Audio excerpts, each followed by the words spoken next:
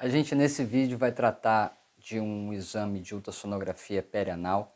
O paciente tinha o diagnóstico ou uma forte suspeita de uma fístula perianal e me foi pedido esse exame para que eu analisasse localização, enfim, das características dessa suspeita de fístula. Então, o exame foi para esse intuito e a gente vai tratar muito a respeito da técnica para fazer esse exame, para fazer essa abordagem. Na verdade, uma questão bem prática, tá? Eu trouxe as fotos do exame, mas eu gostaria que vocês estivessem presentes para uma característica muito presente na ultrassonografia, que é a versatilidade da ultrassonografia. E quando a gente fala de versatilidade em ultrassonografia, existem diversos momentos em que a ultrassonografia é versátil. Um desses momentos é durante o exame, na questão técnica dessa versatilidade. Mas existem outros aspectos de versatilidade na ultrassonografia, tanto do ambiente em que você pode fazer esse exame, com questão de qual especialidade você pode ser usada, né, pode aproveitar esse método diagnóstico.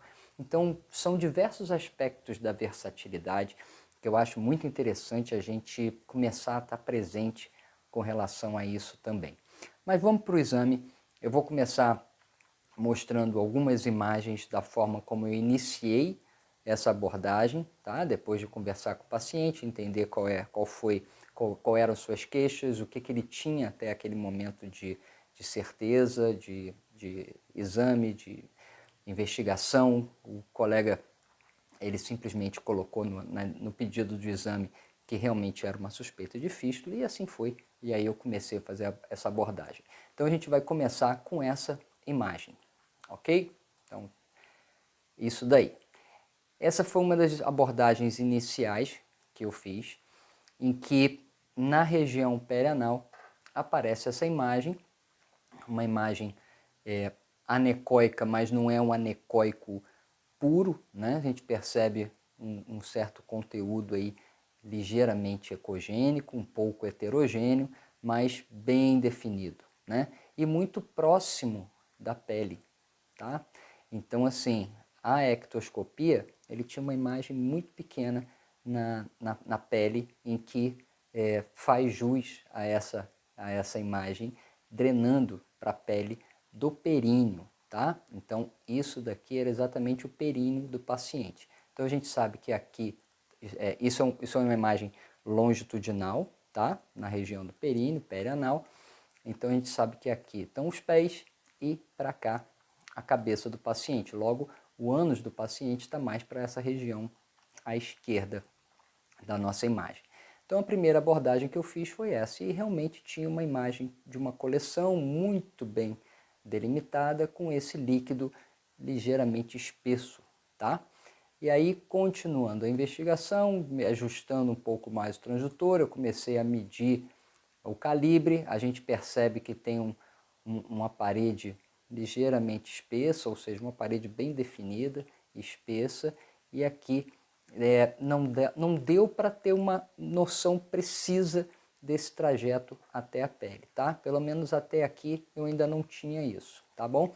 E aí, ó, percebe que eu estou usando um transdutor linear. Aqui eu estou com uma frequência de 8 MHz e eu tenho uma noção desse trajeto até determinado ponto. Porque o que acontece? Com as frequências mais altas, a gente acaba não tendo ondas de som com características capazes de se aprofundar mais no tecido. E essa era uma fístula mais profunda. Ela começava um trajeto ligeiramente oblíquo com relação à pele, mas aprofundando cada vez mais. Então, a partir desse momento, e até por características também um pouco de sombra, não estava tão bem posicionado o aparelho nesse momento, então eu não conseguia ver até onde ia esse trajeto, o que faz muito sentido quando a gente está investigando fístula, saber o máximo de informação que a gente puder dar até onde vai esse trajeto, né? Essa fístula.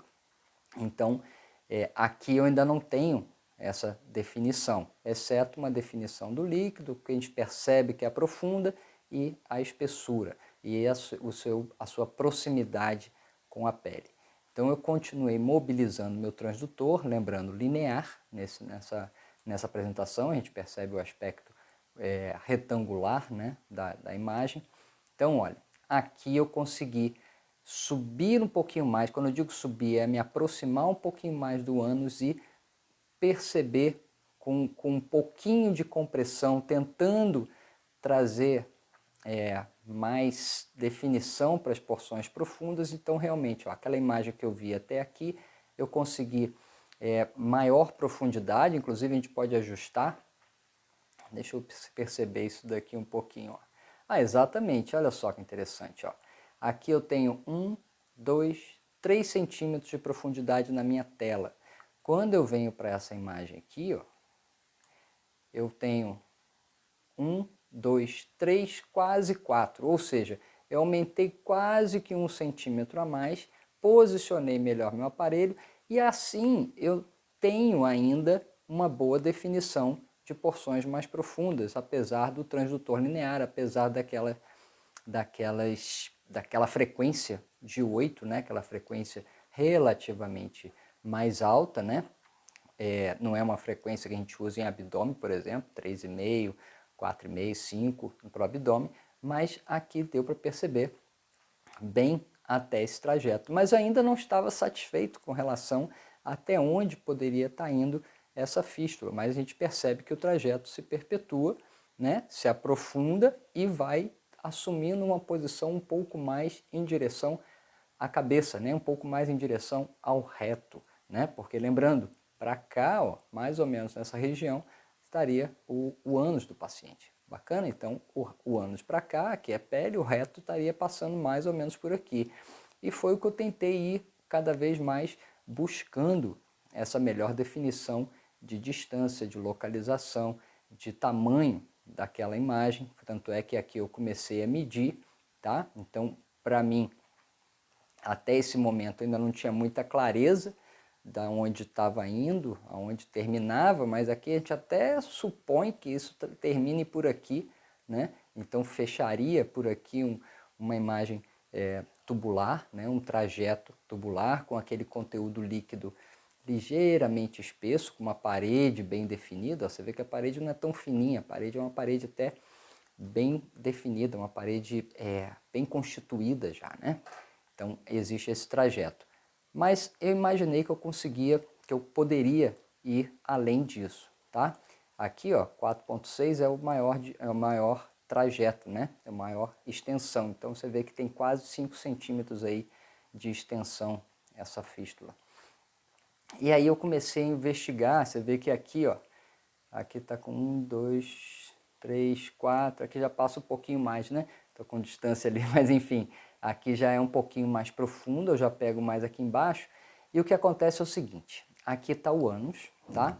E mais ou menos nessa região estaria aquela imagem daquela coleção bem definida que a gente já falou, já viu, né? E aquilo se estende mais profundamente até uma área em que eu não conseguia ver com clareza o suficiente para dar melhor definição dessa região. Mas o que eu percebi é que tinha aqui alguma coisa parecia com uma massa ou parecia com uma área mais alargada, né, mais espessa daquele trajeto, né, em regiões mais profundas. Você vê que aqui está bem mais profundo, bem mais não, mas na imagem até sim, mas em torno de 1 centímetro mais profundo que as imagens anteriores. Vou voltar inclusive na anterior, ó. Aquela imagem está mais ou menos por aqui, certo? Então eu cheguei um pouquinho mais para cima, tanto é que eu pego a imagem do ânus aqui, consigo ver um sombreado, um trajeto aqui do reto, e aqui algo mais distendido, mais heterogêneo, ainda mais espesso, tá? Que eu chamei de coleção, mas a gente vai entender melhor isso nas próximas imagens. Ó, aqui eu comecei a medir até onde ia do reto até a porção em que isso começava a ter uma relação com o reto, ou seja, a fístula certamente saía por aqui, nessa região. Então eu comecei a tentar ajustar, é porque a frequência desse equipamento ele só vai menor até 8, então eu não tinha como melhorar a minha qualidade de imagem por aqui. E exatamente essa linha de raciocínio que me fez ter uma nova abordagem com o equipamento. Então eu peguei meu transdutor convexo, aqui ainda não, tá? Aqui eu estou mostrando para vocês a distância do ânus até a emergência daquela imagem. Então, ó, aqui a gente já começa a perceber uma certa presença de trajeto até a superfície realmente, que certamente é aquele pequeno orifício que eu via na pele do períneo. Então, ó, do ânus até essa imagem, aproximadamente aí 2 centímetros, 2, alguma coisa centímetros, tá? 20 e poucos milímetros. E aí sim, diante desse raciocínio, eu falei sobre isso com relação às distâncias, tá? Porque isso vai ser importante para a gente trazer depois maior clareza na hora de escrever o laudo, para que a gente seja o mais preciso possível. Então é interessante que a gente defina distâncias, tá? E aí, essa linha de raciocínio, voltando ao que eu estava dizendo, essa linha de raciocínio de que eu precisaria um pouco mais de frequência, ou perdão, que eu precisaria diminuir minha frequência, mas precisaria ajustar mais a minha frequência para conseguir abordagens mais profundas, é que me veio a ideia de pegar o transdutor convexo. Não foi o primeiro transdutor que eu tentei acrescentar nesse estudo, tá? O primeiro transdutor que eu tentei acrescentar foi o endocavitário. Porém, o endocavitário não transretal, ok? Porque isso talvez até pudesse trazer um pouco de desconforto para o paciente também, por conta do processo inflamatório. Mas eu tentei ainda no períneo, região anal ali, tentar abordar um pouco melhor. Não me deu imagem satisfatória. Talvez se eu tivesse feito realmente um transretal, pudesse me ajudar um pouco mais. Mas por conta do modelo do endocavitário, talvez não ficasse ainda perfeito. Então, antes de tentar uma introdução, né, fazer um exame um pouco mais invasivo, eu pensei em fazer o convexo. E aí foi muito esclarecedor, porque olha o que acontece. O convexo aqui, ó, já com uma frequência de 4 MHz, eu consegui uma imagem mais nítida do reto, aqui lembrando, aqui tem em torno de 5 centímetros, então você percebe que eu consigo ir até o local onde havia um comprometimento da parede do reto e até um pouco mais, porque por sorte minha, né, para me dar mais clareza, estava preenchido com líquido, né? Tinha líquido aqui dentro também. Mas aí a gente consegue perceber o comprometimento de forma mais precisa e de forma mais definida com essa frequência, com esse equipamento.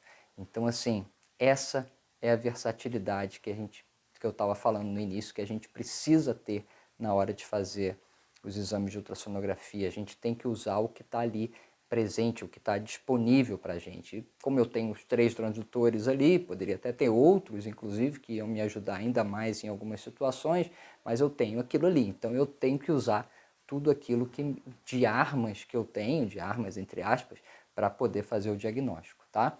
E ainda tem uma outra foto, que é essa daqui, que eu também consigo tem outra. Tá, porque essa aqui eu fiz com as palavras, né? Então aqui a gente vê bem o ânus, né? O reto e o local preciso de onde está iniciando aquela fístula, tá? Então, ó, voltando, essa imagem mais larga, tá? Ela tinha realmente um calibre mais alto, mas um conteúdo muito mais espesso, né? Então, assim, um processo infeccioso, um abscesso que realmente estava comprometendo mais e perpetuando aquela fístula que ele já vinha tratando sem sucesso até então, né? Então, a partir daquela primeira imagem, eu vou voltar um pouquinho aqui, ó. A partir dessa imagem, na busca de melhor definição dessa região, aí trocando o equipamento, trocando o transdutor, a frequência, é que eu pude ter clareza, então, tanto distância do reto, da distância da fístula para o ânus, a distância do orifício da fístula no períneo para o ânus, a distância, o tamanho, o comprimento da fístula, a espessura da fístula e o conteúdo daquela estrutura, daquela imagem. Então, vamos para a definição de como que eu fiz a minha descrição, certo? Então, eu comecei assim.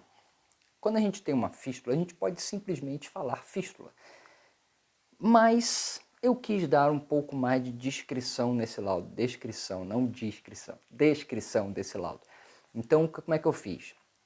Eu chamei isso de um trajeto, né? É um trajeto anômalo, né? É um trajeto não anatômico, então é um novo trajeto, mas eu simplesmente chamei de trajeto tubular, tá ok? Então, porque realmente isso é um tubo, é uma imagem tipo um canudo, né? Então, eu chamei de trajeto tubular, ok? A partir do reto, a cerca de 50 milímetros do ânus, até, vamos voltar aqui para a gente poder ir falando e ir esclarecendo. Cadê aquela imagem que aparece o contatozinho com a pele? Aqui. Então vamos lá, trajeto tubular a partir do reto a cerca de 50 milímetros do ânus até a emergência na pele do períneo, distando 25 milímetros do ânus. Parece repetitivo falar ânus de uma vez, depois falar ânus de novo, mas quando você trabalha as palavras, isso não fica, não parece uma coisa repetitiva, porque faz sentido. Porque quando ele inicia, a referência que o colega tem é o ânus. Então, para você chegar a medir esse trajeto fistuloso do reto para a pele, você tem que definir a que distância está do ânus, se for possível definir, tá? E a que distância está a emergência na pele para o ânus. Quando é visível, isso até perde um pouco a relevância, mas eu quis descrever dessa mesma forma. E aí coloquei um ponto nessa frase, tá? E continuei no mesmo parágrafo. Por que eu coloquei um ponto e continuei? Simplesmente para dar mais clareza. Eu acho isso relevante quando a gente faz frases curtas, quando a gente faz frases objetivas. Isso vai ter relevância na hora do entendimento daquela descrição. Quando a gente faz parágrafos longos, frases longas, melhor dizendo, isso acaba tornando a leitura um pouco mais cansativa e mais difícil de ser interpretada, principalmente quando você coloca números, né? E aí eu não pude evitar colocar muitos números, porque fazia muito sentido de acordo com o que eu já falei para vocês. Então, sim, então voltando, trajeto tubular a partir do reto a cerca de 50 milímetros do ânus até a emergência na pele do períneo, distando 25 milímetros do ânus. Possui calibres variados, como a gente viu, né? Aqui é um, lá embaixo é outro, chegando ao maior diâmetro de 40 milímetros. Ponto novamente, ou seja, eu falei o que era e aonde está. Dei as distâncias para localizar da melhor forma possível. Aí eu comecei a falar do calibre, porque você falar um trajeto tubular pode ser tudo o mesmo calibre, pode ser bastante variado, então sim, ele tinha calibres variados, chegando ao maior diâmetro de 40 milímetros. Seu conteúdo é parcialmente líquido, porém muito heterogêneo e espesso na metade mais calibrosa e mais próxima do reto. O que eu quis mostrar aqui? Que o conteúdo desse trajeto tubular ele é parcialmente líquido no sentido de ser fluido, ok? Mas o conteúdo mais espesso ele está mais distante, mais profundo, mais perto do reto e na região que é mais calibrosa. Então percebe que quando eu falei que os calibres eram variados, chegando ao maior diâmetro de 40, eu não falei se esse diâmetro de 40 está bem pertinho da pele ou está mais para baixo. Porém, quando eu falo agora do conteúdo, eu acrescentei essa informação, que o conteúdo ele é mais heterogêneo e espesso, na metade mais calibrosa e mais próxima do reto. Então aí já fica subentendido que a parte mais calibrosa está realmente junto do reto. Então essa descrição, eu acredito que quem ouvir consegue ter uma clareza muito grande da imagem que a gente acabou de ver. Porque o objetivo de uma boa descrição é essa, é você dar a imagem que a gente viu para o sujeito mentalizar. Então você descreve e de uma forma que só ouvindo, sem olhar a imagem, já dê para dar clareza, já dê para criar essa imagem. E uma coisa interessante que eu falei com relação à descrição e que é muito importante no caso de fístulas, que é o seguinte, perceba que eu falei que é a emergência na pele do períneo. Isso é muito relevante pelo seguinte, as fístulas elas são anárquicas, elas podem percorrer qualquer distância para qualquer lado, tá? Então estar indo em direção ao períneo é uma descrição relevante, importante, porque a fístula poderia estar indo para a esquerda ou para a direita, em sentido anádega, né? Direita ou esquerda, pode estar indo um pouco mais superior, né? Mais para trás, para cima do ânus. Então, essa descrição também é muito relevante quando trata-se de fístulas. De uma maneira geral, você dá uma noção de onde ela vem e para onde ela vai de uma forma mais precisa possível. Então, gente, é isso daí. Foi um exame que levei um pouquinho mais de tempo, né? Na maioria dos exames a gente faz muito rápido, mas quando a gente pega algumas coisas assim mais fora do habitual, é necessário demandar um pouco mais de tempo. Eu precisei usar outros transdutores, então isso também consome um pouco mais de tempo, mas tudo isso leva a essa clareza de informação, de diagnóstico melhor que a gente possa entregar, tá? Sem muita firula, né? Sem muita perda de objetividade, né? E, novamente, a gente tem essa versatilidade disponível na questão técnica da ultrassonografia, que é variar os transdutores, que é variar posicionamento. Inclusive, esse exame eu fiz com um paciente deitado em decúbito lateral esquerdo, né?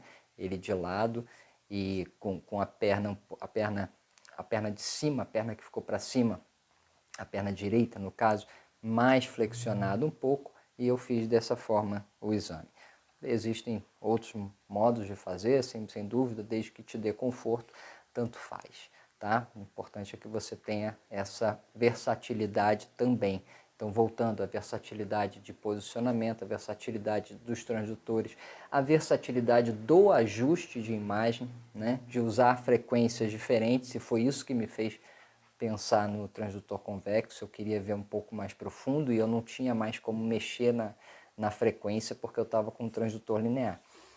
Então tudo isso junto, essa versatilidade na ultrassonografia é que permite que ele, quando você otimiza a utilização da ultrassonografia, quando você vai ao limite tanto do equipamento, tanto o seu limite técnico também, tá? Certamente algum outro colega, talvez com mais experiência em determinado exame, nesse exame, ou mais experiência com outras variantes da ultrassonografia, talvez pudesse buscar um pouquinho mais de informação.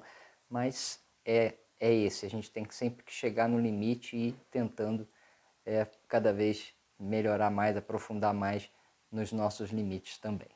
Grande abraço e é isso daí.